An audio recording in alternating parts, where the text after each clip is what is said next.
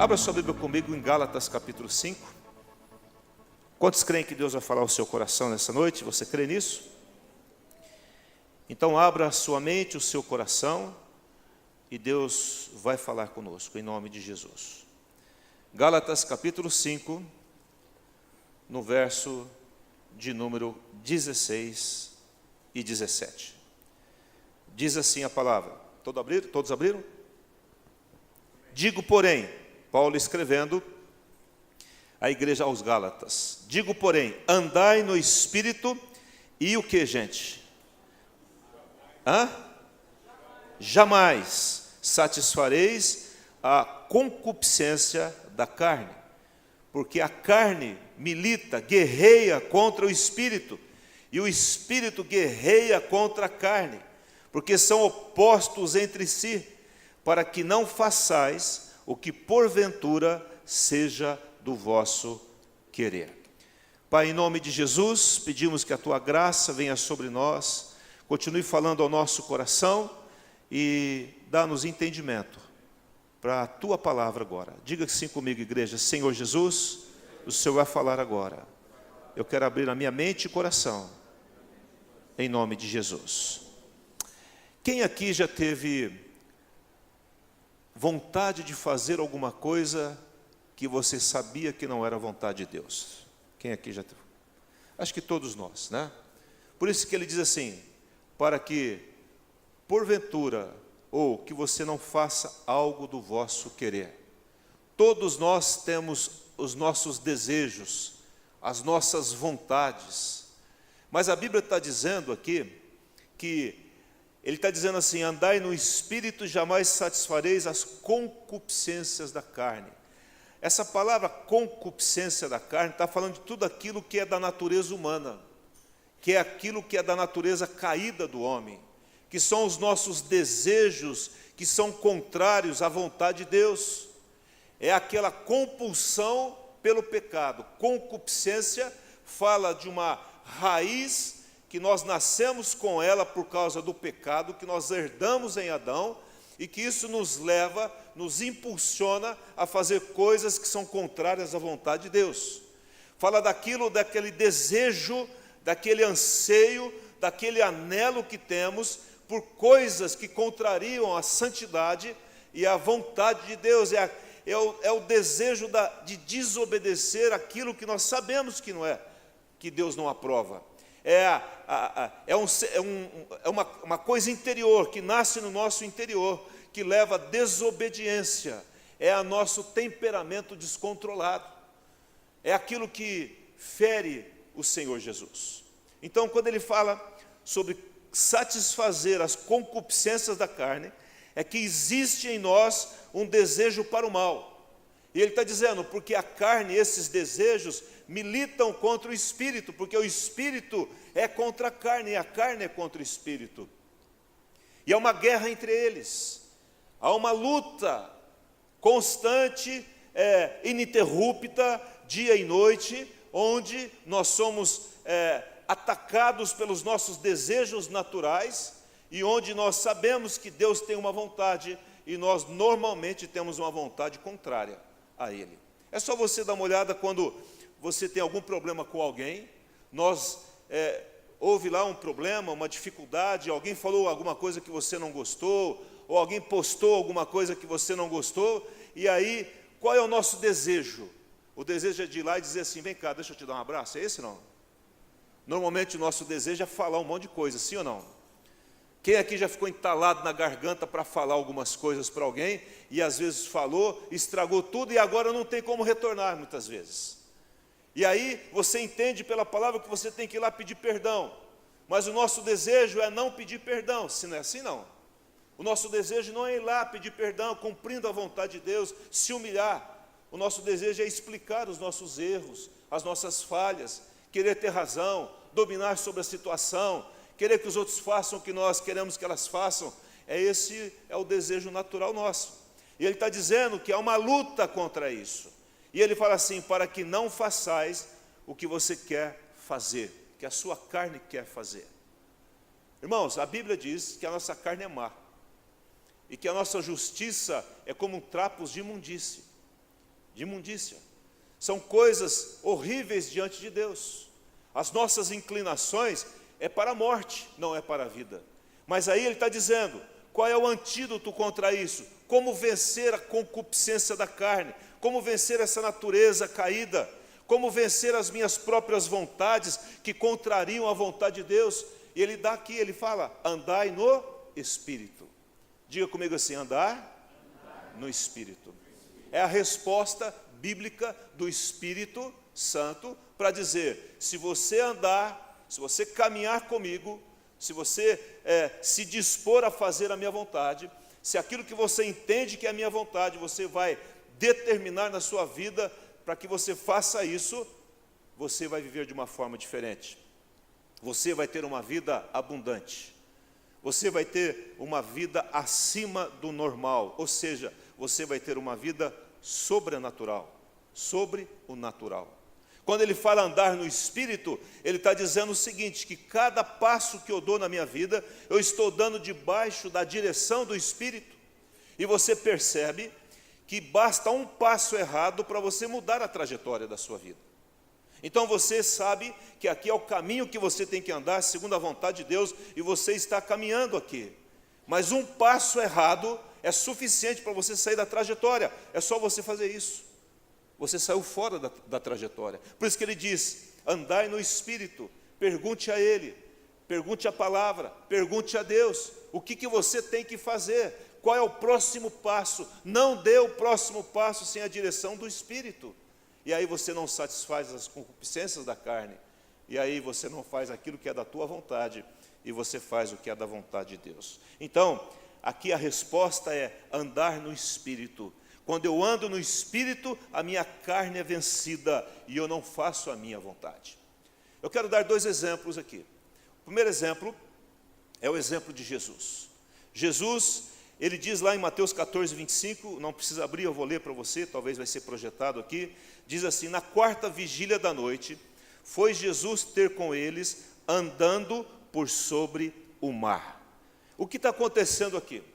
Jesus havia chamado pessoas para ouvir a mensagem, ele havia curado as pessoas, reuniu ali 5.000 pessoas, e ali passou o tempo, o pessoal estava com fome, e Jesus pergunta, alguém tem alguma coisa para comer? Tinha lá 5 pães e 2 peixes, ele multiplica 5 pães e 2 peixes para 5.000 pessoas, e as pessoas comem e sobra a comida.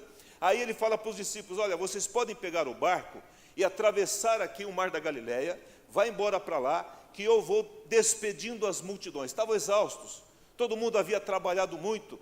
Jesus está lá despedindo as multidões, ele sobe ao monte e ele tem um tempo de oração ao Pai. Lá na 4ª vigília da noite, ele aparece, ele fala, bom, agora eu vou voltar lá junto com os discípulos, mas eles estavam no mar, havia vento, havia uma coisa inóspita ali no mar, não era uma tempestade, mas havia uma situação de ventania ali mesmo, né? Os discípulos estavam ali no barco e Jesus começa a andar sobre as águas. Quando os discípulos olham do barco e vê aquele ser andando sobre as águas, ele fala, é um fantasma. Ele falou, não é fantasma não, gente, pode ficar sossegado, né? Sou eu mesmo, tal. Aí Pedro fala, se és tu, Jesus, então manda que eu vá contigo andando sobre as águas. Jesus falou, vem. Aí Pedro sai do barco e pisa, opa, negócio aqui funciona. Coloca outro pé e vai caminhando. No meio dessa caminhada, ele começa a sentir ali a força do vento e ele começa a afundar. E aí ele fala, Jesus, socorre-me. Jesus vai lá, além de estar andando sobre as águas, estende as mãos, ele tira Pedro, ele levanta Pedro e os dois entram no barco e cessa aquele momento. E eles falam, este verdadeiramente é o Filho de Deus, porque ele tem autoridade até sobre a natureza. O que eu quero mostrar nessa noite é por que Jesus andou sobre as águas. Por que Pedro andou sobre as águas? Ora, Jesus, ele tinha algo na vida dele que ele não abria mão, irmãos. Ele estava ali, depois de um dia de trabalho, de um dia de muito serviço, muita gente, muito ensino, muito cansaço. Ao invés de ele fazer qualquer outra coisa, diz a Bíblia que ele sobe ao monte. E diz lá, né, em Mateus 14, 23, você não precisa abrir, eu vou ler. E despedidas as multidões, subiu ao monte, a fim de orar sozinho. caindo a tarde, lá estava ele só. Estava ele de que forma? Só. Ele subiu ao monte com quem? Sozinho. Jesus sabia que depois de um dia de trabalho, ele sabia que ele não poderia andar na sua vida aqui na terra, mesmo sendo Deus, mesmo sendo divino, ele abriu mão da sua glória e se tornou como um de nós, e ele sabia que para caminhar num mundo como esse, onde Satanás é o príncipe deste mundo, ele tinha que ter tempo a sós com Deus. E esse era o segredo de Jesus. Irmãos, alguém pergunta, qual era o segredo de Jesus? O segredo de Jesus é que ele disse, olha, você quando orares, entra no teu quarto, fecha a porta, e teu pai que te vê em secreto, que te olha em secreto, e que você que busca ele em secreto, vai te recompensar. Tudo começa no nosso tempo individual e pessoal com Deus. Quem pode dizer amém para isso? A pergunta é, quem está fazendo isso? E é por isso que muitas vezes nós temos dificuldade com as circunstâncias da vida. Eu fico pensando, Jesus ele passa aquela noite em oração, e diz a Bíblia que lá na quarta vigília da noite, a quarta vigília da noite, nesse tempo, ela acontecia entre 3 a 6 horas da manhã, da madrugada. Era o finalzinho da noite. E ele, nessa hora, ele vai até os discípulos. Porque nesse tempo que ele esteve em oração, ele se esvaziou daquele cansaço diante de Deus, do Pai. Ali ele falou tudo o que ele tinha que falar diante de Deus. Ali ele teve uma experiência com o Pai. Ali ele buscou direção do que fazer, porque se ele foi andando sobre as águas, é porque ele teve consentimento do Pai para fazer aquilo. E ele caminha sobre as águas e vai em direção aos discípulos que estavam em dificuldade. Agora, Pedro diz, se és tu, manda que eu ande sobre as águas. Olha, Jesus sabia que Pedro iria afundar. Jesus é Deus. Ele sabe todas as coisas. Mas ele fala, vem Pedro. Agora, a pergunta é, por que Jesus permitiu que Pedro andasse sobre as águas? E ele permitiu porque ele quer nos ensinar ali, queria ensinar a Pedro e os discípulos duas coisas. A primeira coisa que Jesus queria ensinar, fazendo com que Pedro andasse sobre as águas, é que nós podemos andar sobre as águas. Eu não estou dizendo aqui de forma física, irmãos. Não vai sair aí, vai lá num lago qualquer, vai andar sobre as águas. Olha o que eu estou dizendo, eu estou falando de circunstâncias. Ele estava dizendo que se você crer, você pode andar sobre as águas. E ele diz, Pedro, vem, e Pedro andou sobre as águas. Mas ele queria ensinar também que quando nós não andamos no Espírito, nós afundamos, e quando nós estamos andando sobre as águas. São pessoas que experimentaram milagres de Deus, e eu sei que você já experimentou milagres de Deus, mas daqui a pouco, no meio do milagre, no meio da situação, você começa a perder aquilo que você está conquistando em Deus, e você começa a naufragar. O que Jesus queria ensinar para Pedro é que só é possível andar sobre as águas aquele que já anda no Espírito. Quem anda no Espírito anda sobre as águas, mas aquele que deixa de andar no Espírito afunda nas águas. Mas Jesus é tão maravilhoso que mesmo na minha incredulidade, às vezes, ele estende a sua mão e fala, levanta. E a circunstância ali, e o momento ali, quando ele leva Pedro para dentro do barco, ele fala assim, homem de pouca fé, por que você duvidou? Jesus queria dar um ensino para todos os discípulos e para nós, após 2000 anos, de que é possível andar sobre as águas quando andamos no Espírito, mas nós afundamos nas águas quando nós deixamos de andar no Espírito. Jesus estava ali naquele momento de oração, se esvaziando dele mesmo. E ele se tornou tão leve que ele pôde andar sobre as águas. Porque ele não era mais ele vivendo. É interessante que, eu escrevi aqui, né? A nossa intimidade com Deus, com o Espírito Santo, determina a nossa caminhada na terra. Se andamos na carne, nós estamos fazendo a nossa vontade, Mas se andamos no Espírito, nós vencemos a nossa carne. E quando nós vencemos a nossa carne, quem prevalece é o Espírito Santo. Isso vai definir o nosso estilo de vida. Se temos um estilo de vida de vitórias, de vida abundante, de paz, de alegria, andar no Espírito deve ser um estilo de vida para você e para mim. Não deve ser apenas uma experiência com Deus. Aquilo não foi, Jesus não andou sobre as águas e depois nada aconteceu, continua acontecendo. Os milagres continuaram acontecendo. Porque ele continuou andando no Espírito. Porque a carne não tinha domínio sobre ele. Lá em João 6,38 diz assim, Jesus dizendo, eu desci do céu, presta atenção nesse versículo, não para fazer a minha própria vontade, e sim a vontade daquele que me enviou. Jesus está dizendo, eu entendo que eu vim para esse mundo, e eu não vim para esse mundo para que a minha vontade prevaleça. Eu vim a este mundo para fazer a vontade do Pai prevalecer sobre a minha vida e através da minha vida. Você não é obra do acaso e nem eu. Jesus, ele fez com que um dia você nascesse, e você está aqui nessa noite. E ele te criou para que você viva uma vida, não para fazer a sua vontade, mas para fazer a vontade dele. Isso é andar no Espírito. Quando Jesus diz que a vontade dele não era o mais importante para ele, mas a vontade do Pai, ele está se esvaziando de si mesmo. Ele está dizendo, aqui quem comanda é o Senhor, não sou eu. É o Pai comandando a minha vida. Eu não faço nada se o Pai não mandar eu fazer. E isso definiu a vida de Jesus. E Jesus viveu o que viveu, experimentou o que experimentou por causa disso. A figura que nós temos disso é a figura de escravo.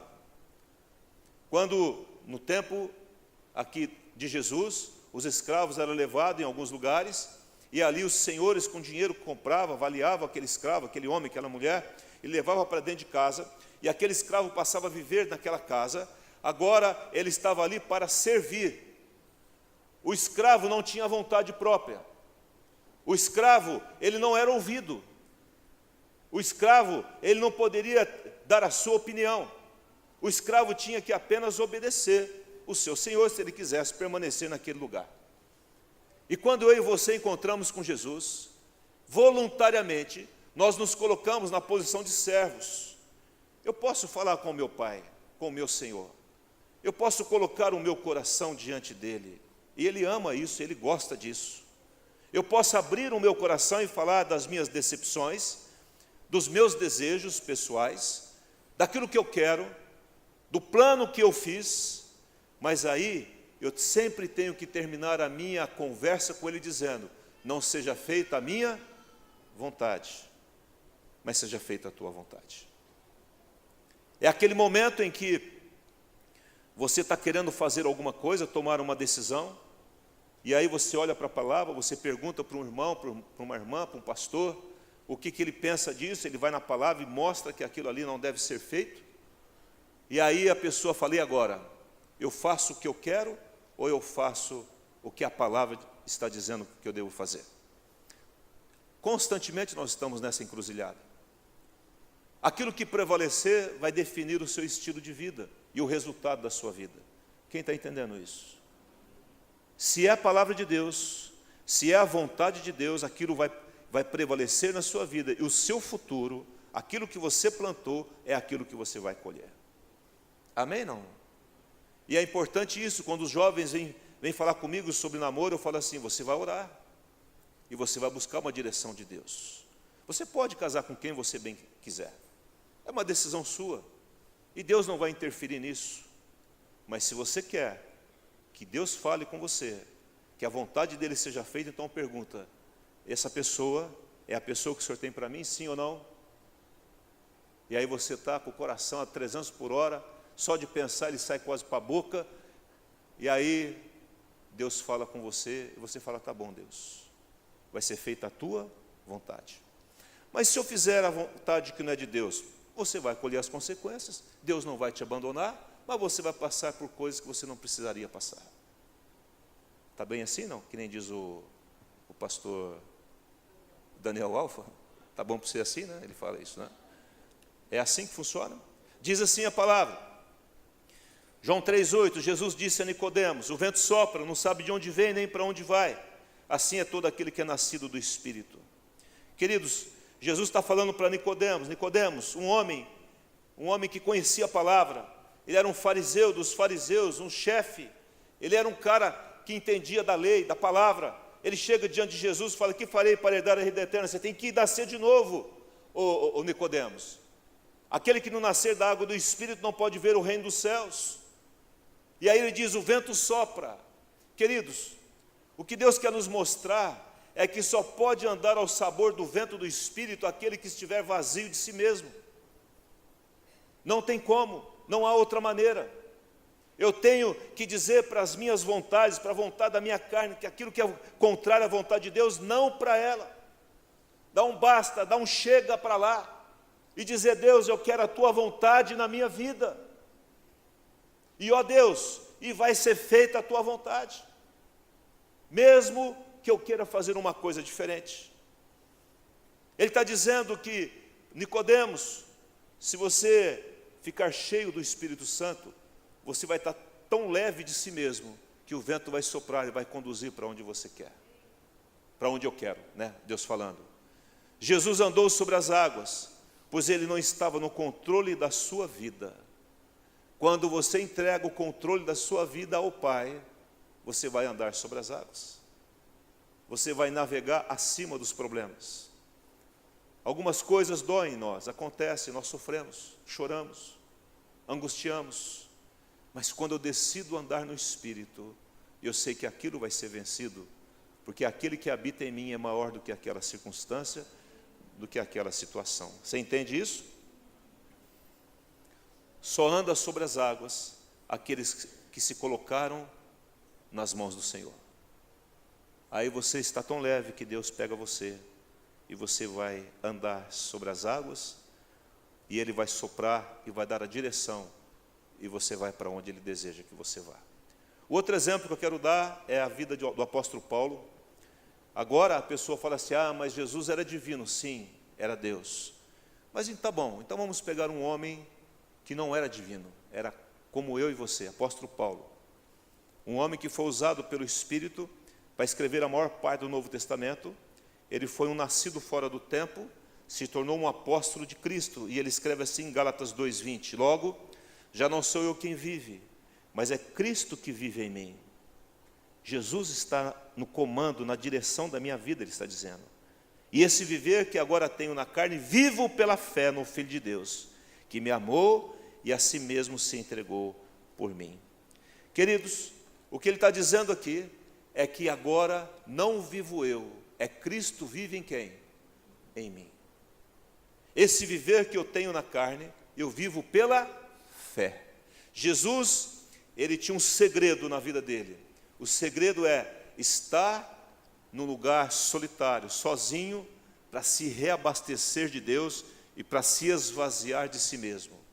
Agora Paulo está dizendo: olha, não sou eu quem vive, é Cristo que vive em mim, e eu vivo pela fé. Amém? Ele está dando um outro segredo. O segredo de andar no Espírito é viver pela fé. É você olhar uma situação, e todo mundo estar olhando a mesma situação, e você enxergar totalmente diferente do que aquelas pessoas estão enxergando. É um pai olhar para um filho que está rebelde, desobediente, que está aí no mundo, que está usando drogas e tudo mais, e aí todo mundo olha e fala: esse menino está perdido, e você olha pela fé e fala: não, esse é meu filho, e ele vai ser salvo, restaurado, resgatado pelo poder de Deus.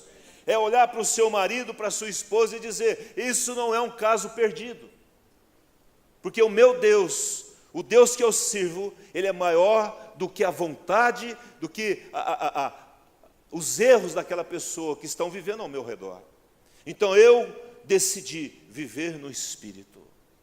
Eu não vou ser melhor se Ele melhorar, eu vou ser melhor porque eu estou vivendo no Espírito, porque eu estou andando no Espírito, eu estou caminhando segundo a vontade de Deus. Amém, não? Isso Jesus falou para Pedro: Pedro, você afundou porque você duvidou. E Paulo está dizendo: eu vivo pela fé, eu ando pela fé, porque eu creio no Filho de Deus. Amém? Paulo andava no Espírito porque ele andava pela fé. É vencer as concupiscências da carne, é não fazer mais a minha vontade. Aquilo eu sei que a minha vontade dá errado, então eu abro mão disso. Então, como é que Paulo adotou esse estilo de vida, de andar no Espírito? Em primeiro lugar, queria que você guardasse isso. Em primeiro lugar, Paulo, ele desistiu de lutar com Deus. Como que Paulo andava no Espírito? Porque um dia ele parou e falou assim: desisto de lutar contra a vontade de Deus. No momento em que ele teve aquela experiência com o Senhor, estava indo para Damasco, arrastando os cristãos para as cadeias e tudo mais, ele teve uma experiência com Jesus. Ele foi um nascido fora do tempo, ele viu Jesus, ele ficou cego por 3 dias, foi na casa de Ananias, teve uma experiência com o Senhor. E aí diz assim a palavra: caindo todos nós por terra, ouvi uma voz que me falava em língua hebraica. Quando ele estava indo para Damasco, prendendo os cristãos, uma voz falou em língua hebraica: Saulo, Saulo, por que me persegues? Dura coisa é recalcitrares contra os aguilhões. Pergunta para o teu irmão assim: o que é recalcitrar contra os aguilhões? Podia ser mais fácil, né? Mas é mais fácil, não tem problema não. Recalcitrar fala de algo que é resistente, e aguilhões fala daqueles ferrões de vespas, de escorpiões e tudo mais. Mas no fundo, Deus estava dizendo para Paulo: pare de me resistir. Ele estava dizendo: não me resista, porque você vai perder essa. Ele estava dizendo: comece a fazer a minha vontade, que é melhor para você. Simplesmente Deus se manifesta, Jesus se manifesta a ele e fala assim: você está na direção errada, Paulo. Todo zelo seu está na contramão da minha vontade. E não resista a isso. Não resista a isso. Logo no início da conversão de Paulo, ele entendeu, ele aprendeu que a luta com Deus, ele iria perder. Irmãos, deixa eu falar algo para você. Se você tem lutado com Deus, pare de lutar. Você já perdeu essa. Não adianta, irmãos. Nós temos que parar de ficar tentando dobrar o braço de Deus, arrumar jeitinho para as nossas coisas. Então a gente tem vontade de fazer alguma coisa, e aí a gente fica arrumando um jeitinho. Aquele jeitinho brasileiro, quem conhece isso? Né? Quer dar um jeito na situação, e para Deus não tem jeito, irmãos. Deus tem princípio, Ele age por princípio, e Deus não vai abrir mão dos seus princípios. Por ninguém Ele vai abrir mão, porque é princípio divino. Então o melhor que a gente tem que fazer é parar de resistir a Deus. É melhor para nós, vai economizar sofrimento. Não precisamos sofrer. Irmãos, eu fico pensando quanto sofrimento eu já passei e eu poderia ser evitado, porque eu fui resistir a Deus. Eu achei que do meu jeito ia funcionar, e entendi como Paulo entendeu um dia: para agora, não venha recalcitrar contra os aguilhões, pare de lutar comigo. Na briga de braço de ferro você sempre vai perder, porque é a minha vontade que vai prevalecer, meu filho, porque você é meu filho. Porque se um filho pedir pão, eu como pai, diz o Senhor, não vou dar uma cobra, não vou dar um escorpião para você. Eu sei o que é bom para você, o que é ruim para você. Então, nós temos que aprender isso nessa noite com ele. Por que que Paulo andava no Espírito? Porque Paulo parou de brigar com Deus. E ele diz lá, em 2 Coríntios 12, 7, ele pede para Deus tirar dele um espinho na carne. Ele estava pedindo um livramento para Deus. Irmãos, é justo isso. Ele estava sofrendo com aquilo. E nós não vemos Paulo pedindo muitas vezes por uma coisa só. Quem aqui já pediu 3 vezes uma coisa só para Deus? Levanta a mão para mim, só para eu saber. 4 vezes, 5, 10 vezes, né? Paulo pediu 3 vezes. Na terceira vez, quando ele pediu para que o Senhor tirasse esse incômodo, essa situação que o levava ao sofrimento, Deus vira para ele e fala assim: Paulo, deixa eu te falar uma coisa, eu não vou tirar. E nem por isso Paulo largou mão de ser apóstolo, irmãos. E nem por isso Paulo deixou de ir na igreja. E nem por isso Paulo abandonou o evangelho. Ele continuou mais forte ainda, porque ele entende que o não de Deus é melhor para ele. O que eu disse? Parece que é melhor para nós. O não de Deus é melhor para você e para mim. O sim de Deus é melhor para você e para mim. O espera de Deus é melhor para você e para mim. Nós temos que entender que Deus tem o melhor para nós. E ele entendeu isso. E ele pede. E ele fala assim: Paulo, eu vou dizer algo para você. Sabe por que eu não vou tirar? Para você não se orgulhar das revelações que eu já te dei. Para você se manter humilde. E que mais? Eu quero te mostrar que o poder se aperfeiçoa na fraqueza. Que quando sou fraco é que eu sou o quê? É isso que eu quero mostrar para você, meu filho. Então ele parou de lutar com Deus. E nós temos que olhar para a palavra. E se a palavra fala isso, vamos parar de ficar interpretando a palavra do nosso jeito, de querer dar um jeitinho. Então vai lá num pastor, e aí ele pergunta, como é que eu faço? O Oswaldo estava aqui hoje de manhã, deu testemunho da luta que ele passou, porque agora ele tem que fazer uma quimioterapia devido ao problema que ele está. Ele deu testemunho aqui, e ele começou a andar de pessoa em pessoa. E ele foi em mim, e ele foi no Vanderlei, e ele foi no filho dele, e ele foi na minha irmã, que também está passando por esse problema. E todo mundo disse: vai fazer o tratamento. Mas o que ele queria ouvir? Fala para mim. Que não precisava fazer o tratamento. Mas começa a buscar aquilo que eu quero ouvir das pessoas. Quem está entendendo isso? E daqui a pouco acha. Porque quem procura e acha o que quer ouvir da palavra.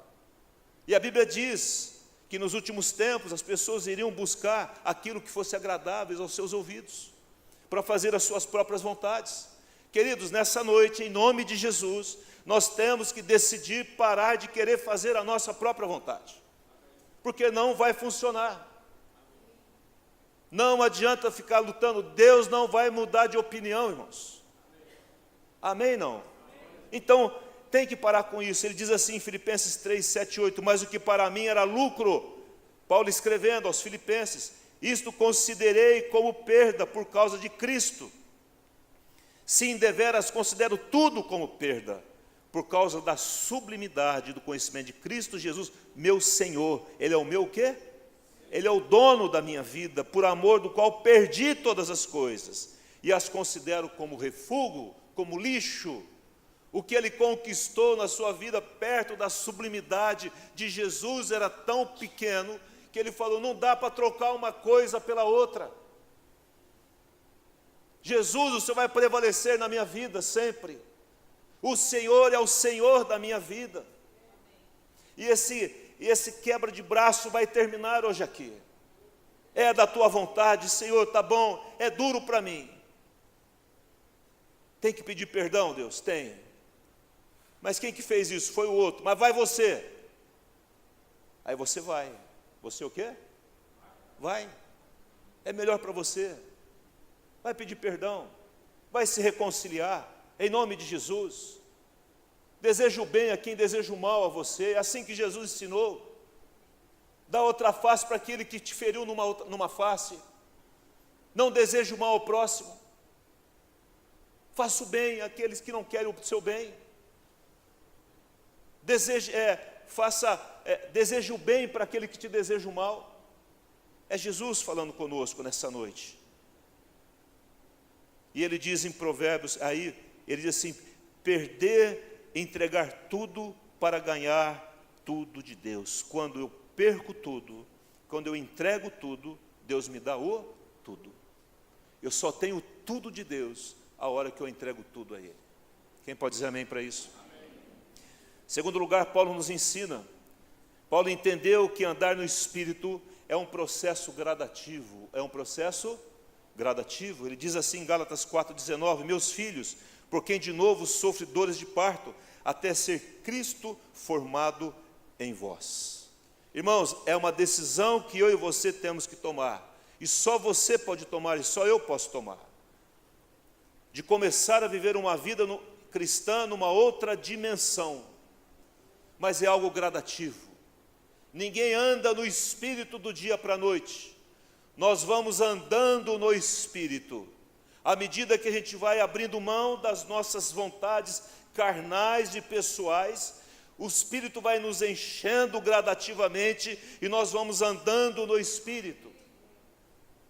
Por isso que Paulo fala assim, olha, vocês ainda, do tempo que decorreu, do tempo que vocês estão na minha presença, vocês são ainda como crianças, deviam ser maduros já, pelo tempo, porque o Cristo está demorando para ser formado em nós. A pergunta que eu faço, irmãos, até quando que eu vou querer ter razão nas coisas? Até quando que eu vou ficar lutando e arrumando problema, encrenca, porque eu estou com a razão? Ora, meu irmão, você pode estar cheio de razão, mas entregue as suas razões ao Senhor e deixa Ele ser o juiz da sua vida. Quando eu entrego as minhas justiças próprias ao Senhor, a justiça de Deus prevalece sobre a minha vida. Você entende isso ou não? Então está na hora de nós entendermos e ter paciência com as pessoas. Provérbios 4,18 diz, mas a vereda dos justos, dos salvos, daqueles que têm o Espírito Santo, é como a luz da aurora, que vai brilhando mais e mais até ser dia perfeito. É algo gradativo. A luz do Espírito está em mim, mas ela vai se evidenciando. À medida que eu vou limpando essa luz, vou tirando as minhas carnalidades, as minhas vontades pessoais, e essa luz vai brilhando até na eternidade, onde vai ser dia perfeito em nome de Jesus. Nosso andar no Espírito vai se estreitando e se estabelecendo como estilo de vida. Amém? Não? Terceiro lugar, Paulo entendeu que Jesus é o Senhor da vida dele. Romanos 12:2 diz assim, e não vos conformeis com este século, mas transformai-vos pela renovação da vossa mente. Agora eu quero muito a sua atenção agora, para que experimenteis qual seja a boa, agradável e perfeita vontade de Deus. Terceiro lugar, Paulo entendeu que Jesus é o Senhor, é aquele que comanda. E ele está dizendo em Romanos 12:2, que eu não tenho que me conformar com este mundo, eu não tenho que me amoldar, entrar na forma do mundo. O mundo, irmãos, ele tem uma forma de ser, mas a vida com Deus tem uma outra forma de ser. Eu não posso ficar com um pé no mundo e outro pé na vontade de Deus. Não vai funcionar isso. Você vai viver um conflito infernal na sua vida. Por isso que nessa noite, em nome de Jesus, tire os pés da sua vontade e coloque os seus dois pés na presença de Deus e ande com Ele em nome de Jesus. É hora de fazer isso. Ele entendeu que o Senhor é aquele que queria mudar a sua mente. Renove a sua mente, para que você experimente aquilo que é melhor de Deus. A minha mente renova, eu vou ter uma renovação de mente que vai modificar o meu comportamento, porque tudo começa aqui. Ele é o Senhor da minha mente, eu vou experimentar o melhor dEle. Ele é o Senhor das minhas decisões, para que eu possa decidir somente a vontade dEle. Ele é o Senhor da minha família, Ele é o Senhor do meu dinheiro, das minhas finanças, Ele é o Senhor da minha saúde, Ele é o Senhor do meu futuro, Ele é o Senhor da minha vida. Você está enfermo, Ele é o Senhor da sua vida. Tem uma conta para pagar amanhã, não tem dinheiro, Ele é o Senhor das suas finanças, Ele é o Senhor da sua casa. Ele tem um futuro para você, deixe Deus te revelar o futuro que Ele tem para você. Se o teu projeto está de acordo com o projeto de Deus, amém. Se não está, abra mão dos seus projetos, porque os projetos de Deus, com certeza, é melhor do que os seus projetos. Você diz amém para isso? Amém. Em último lugar, à medida que a presença de Deus em nós, a medida da presença de Deus em nós está diretamente relacionado ao espaço que dou a Ele na minha vida. Eu vou repetir. A medida da presença de Deus na minha vida está diretamente relacionado ao espaço que eu dou para ele. Se eu não dou espaço, ele não vai se evidenciar na minha vida. Ele não vai se manifestar através de mim. Eu posso ter até ele em mim, mas ele não vai se manifestar. As pessoas não verão Cristo em mim.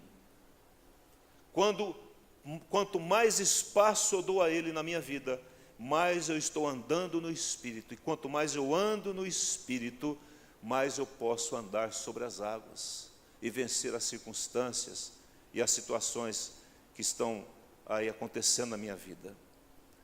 O espaço, ele é liberado ao Espírito quando eu entrego a minha vida totalmente nas mãos dele.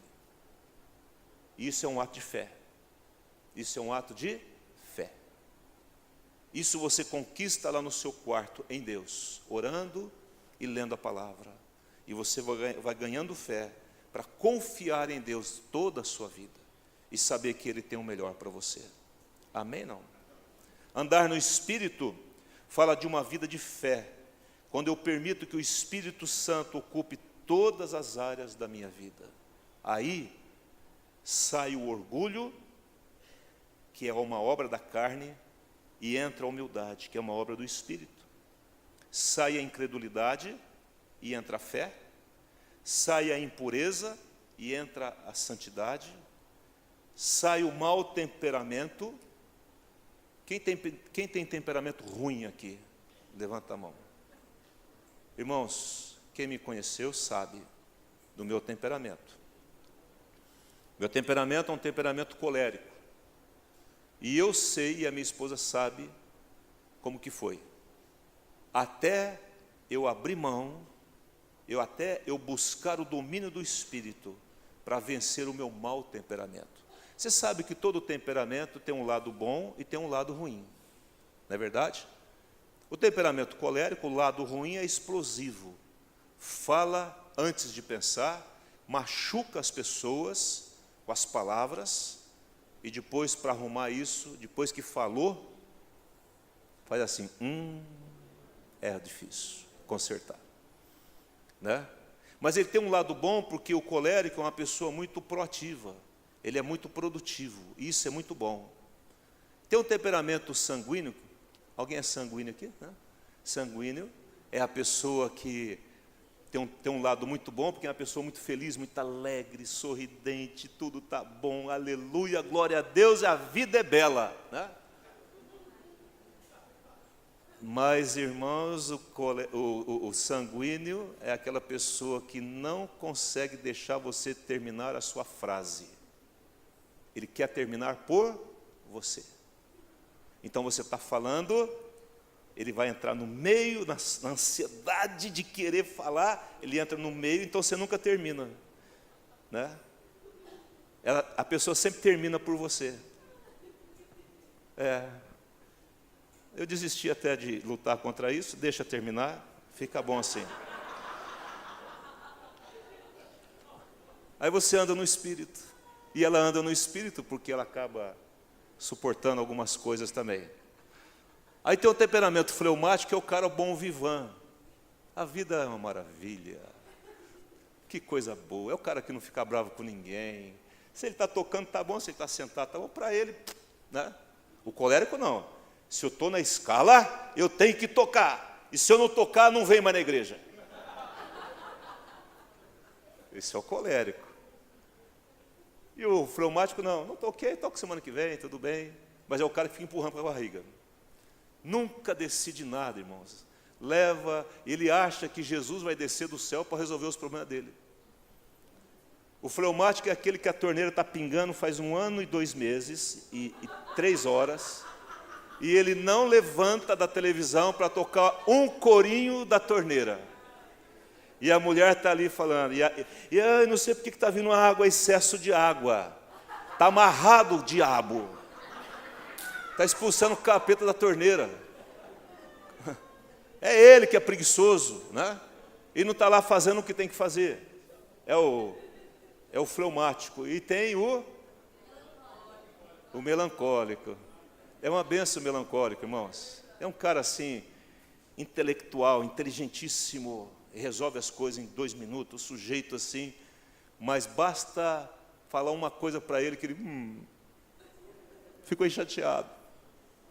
Você falou daquele jeito, não cumprimentou o pastor passou por mim e não cumprimentou, aí ele fica no canto, chateado. Então tudo tem coisa boa e tem coisa ruim. Quando eu ando no Espírito, esse lado ruim do meu temperamento, ele começa a diminuir a sua ação. Quem quer isso em nome de Jesus? Sabe por quê? Esse lado ruim fere as pessoas, machuca quem está do lado. E o pior disso é que quando a pessoa evidencia o seu lado ruim e a outra pessoa chama atenção, ele fala do lado ruim da outra. Irmãos, não se explica o lado ruim nosso, se assume e diz: não, eu errei mesmo, me ajuda, Espírito Santo, me dá domínio próprio para eu vencer o meu temperamento negativo. Isso é andar no Espírito.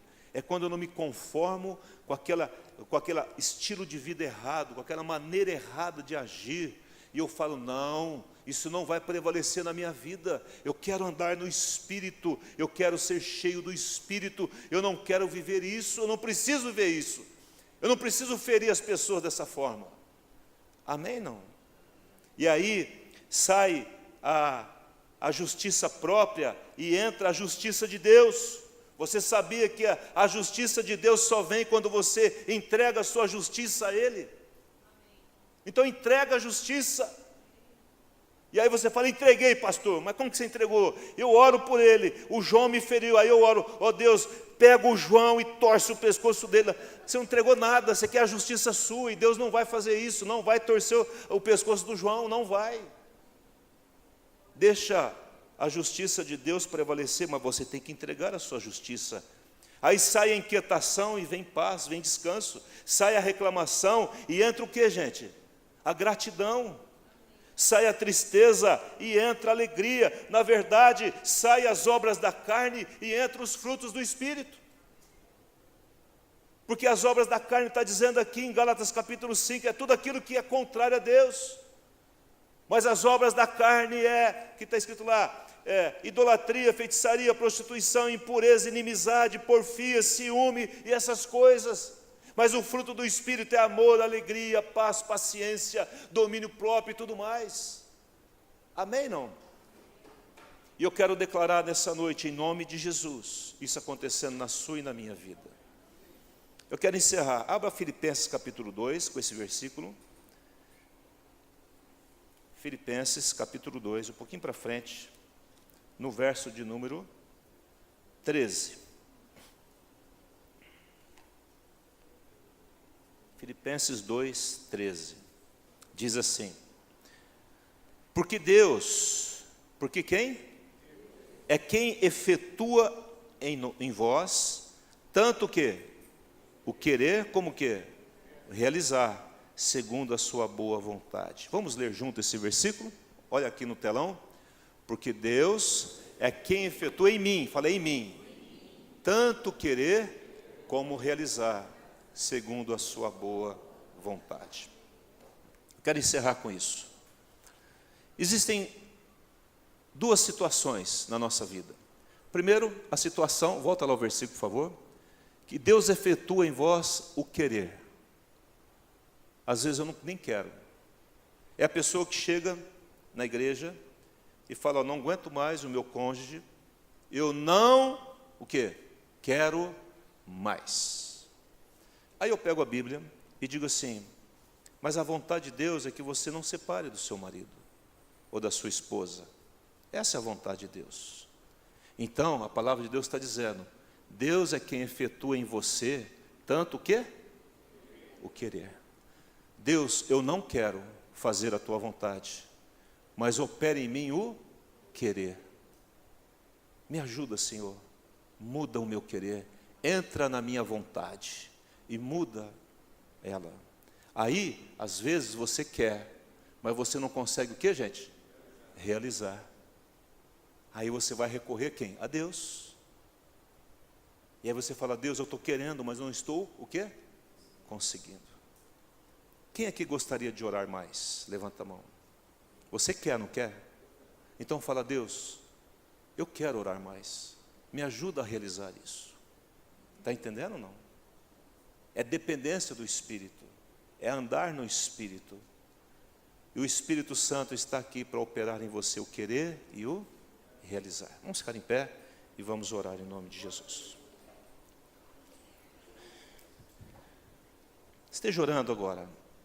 Se essa palavra diz alguma coisa a teu respeito, se falou ao seu coração, ore por aquilo que o Espírito está falando a você. O maior desejo de Deus é que nós andemos no Espírito. É andar no Espírito, e não com o Espírito, porque o Espírito você tem, você que se converteu, entregou sua vida a Ele. Mas é diferente andar no Espírito, porque eu posso andar com Ele dentro de mim, mas fora da vontade dEle. Eu posso ser um cristão, um crente carnal, onde prevalece a minha vontade, onde eu não abro espaço para o Espírito ocupar, porque Ele só ocupa um espaço que eu libero. Feche seus olhos agora. Fale com o Senhor. À medida que eu não quero alguma coisa que é da carne, eu não quero a impureza, então Ele vem e coloca a santidade.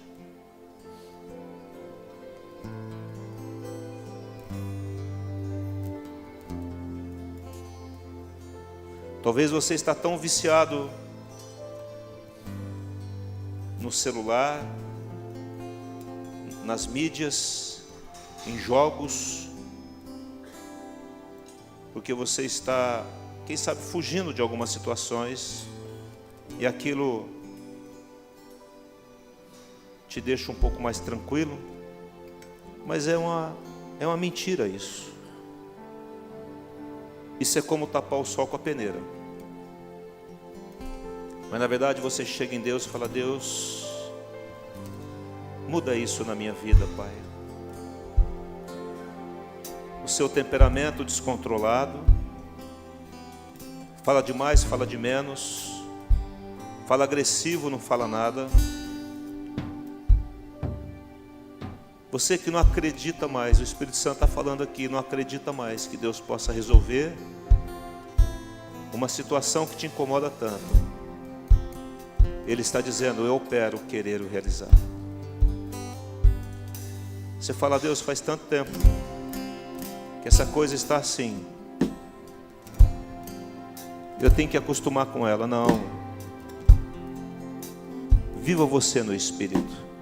Ande você no Espírito. Deixe o outro com Deus. Deixe ele se ver com Deus. Mas veja você, Deus. Paulo não ficou lutando com Deus para tirar o espinho da carne. Ele pediu. Mas ele falou: tá bom, Deus, se é assim que o Senhor quer, amém, está feito. Mas a abundante vida no Espírito continuou. Em nome de Jesus. Senhor Deus, abençoa, Pai, cada um aqui. O Senhor é o Deus que opera em nós, efetua em nós o querer e o realizar, segundo a sua boa vontade. Eu quero declarar cada teu filho e filha saindo daqui andando no Espírito, abrindo mão de si mesmo, dizendo: seja feita a tua vontade na minha vida como ela é feita aí nos céus. Não seja feita a minha vontade, Deus, porque muitas vezes eu não sei o que eu estou pedindo, mas eu quero que a tua vontade se realize em mim. Aí você se torna leve de si mesmo, você vai tirando os pesos, e você fica tão leve que você pode andar sobre as águas. O vento do Espírito sopra e você vai. Senhor Deus, eu quero abençoar a tua igreja nessa noite. Ande no Espírito e você vai viver abundantemente. Você não vai cumprir os desejos da carne, e você não vai fazer o que é da tua vontade. E quanto mais eu ando no Espírito, mais eu me desfaço de mim mesmo, das minhas vontades, do meu querer, voluntariamente. Mais Deus se apropria da minha vida, mais cheio do Espírito eu estou, mais abundante vida eu tenho, mais alegria, paz, regozijo, consolo, conforto. Ó Deus, eu quero declarar, Pai, tua igreja andando no Espírito. cada dia desse ano, cada momento, cada decisão andando no Espírito, fazendo a vontade de Deus e desfrutando dos milagres de Deus na sua vida. Pois a vereda do justo é como a luz da aurora, que vai brilhando mais e mais até ser dia perfeito. O Senhor é a luz que está em ti, e quanto mais você tira do mundo, mais você brilha, e mais cheio de Deus você é, mais consolado você é, mais completo você está. Que a graça do Senhor e a abundante presença do Espírito seja contigo, que a face de Jesus seja vista em você, nas suas atitudes, em tudo que você faz, e que as suas escolhas sejam as escolhas que Deus tem para a sua vida. Eu declaro uma semana de muita bênção, de muita graça, de muita vitória, em nome de Jesus. Amém e amém.